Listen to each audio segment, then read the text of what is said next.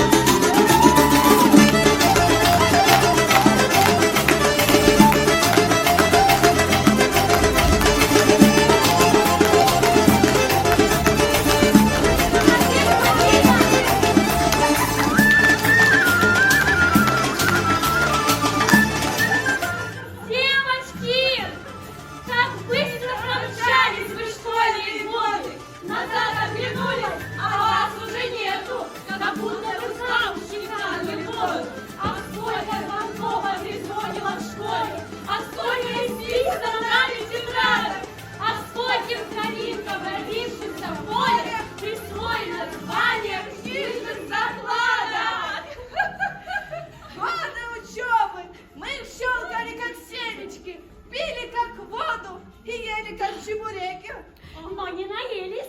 Тому, кому мало, начнет пусть сначала. Начнет добровольно, с меня же довольно. Ой, ты золотце моя, осет скромница моя, брынзовая ведь сердце моему.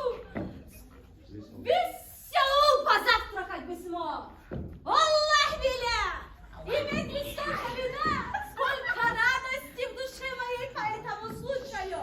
Аллах биля.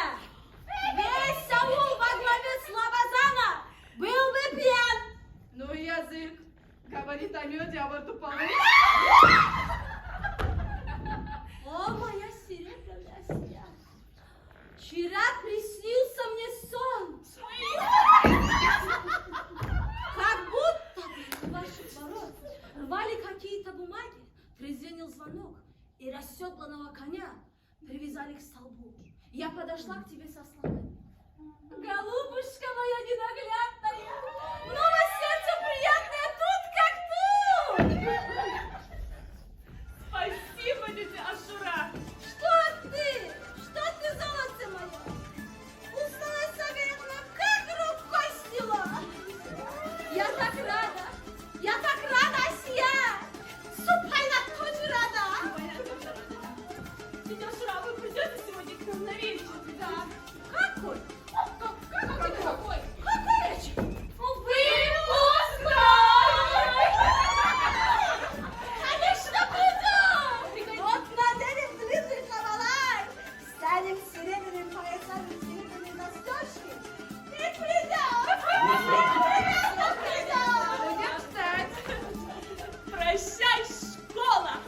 Ступенчатая лестница длиною 10 лет. Пятерки, четверки, ой, не тройки. И девочки, и двойки. И помните полученный мной выговор величиной 4?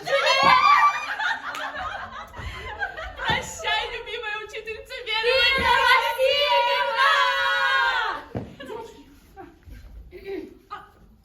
песню. Улетят журавли в край, где нет зимы, а куда улетим из аула мы? Ветром сорванный лист угодил в поток.